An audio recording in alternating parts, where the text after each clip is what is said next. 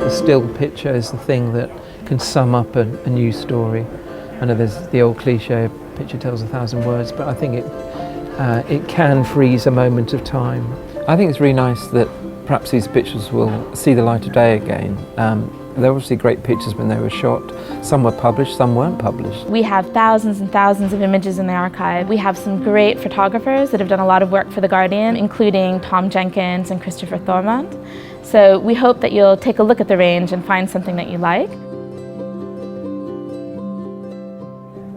I first started working properly for The Guardian in about 1990. And there have been times in those 20 odd years where I've sort of done a bit of fashion, a bit of news, a bit of portraiture. But my first love is really sport, and I've always come back to sport, and that's what I love to do. Still photography is really accessible now with smartphones and things like that.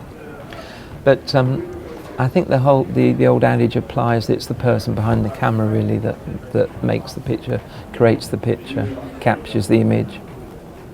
The camera is just a tool.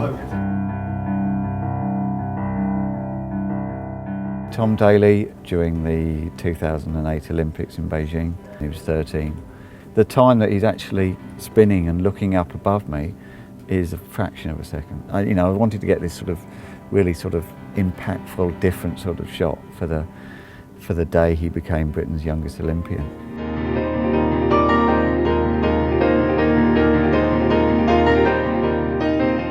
So this is one of Denis Thorpe's most iconic images of a steam train going over Ribble Head Viaduct in Yorkshire, and it's always been a picture that people have loved and admired. And Denis, he'd always have his camera around his neck, even if he was just having a cup of tea afterwards. He'd be looking out for another great image. He'd never stop looking for pictures.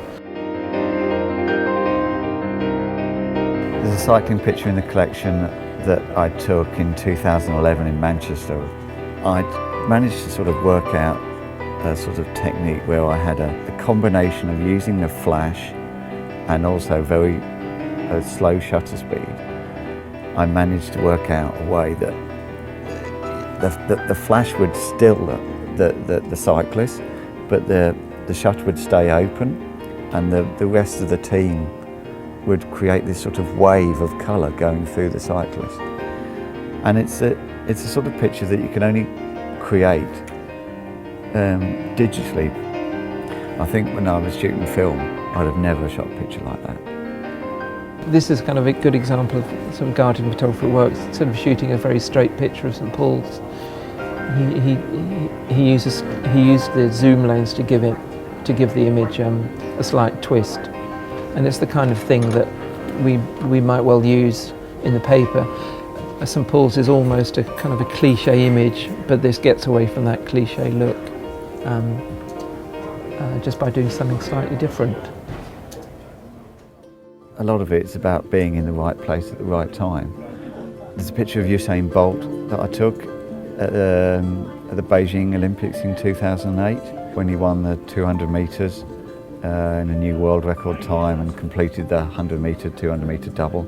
He crossed over the line and sort of ran straight towards me with his arms wide out as though he was about to take off. And it was certainly one of my favourite moments of that Olympics. Fortunately for me, I was in the right spot to get it.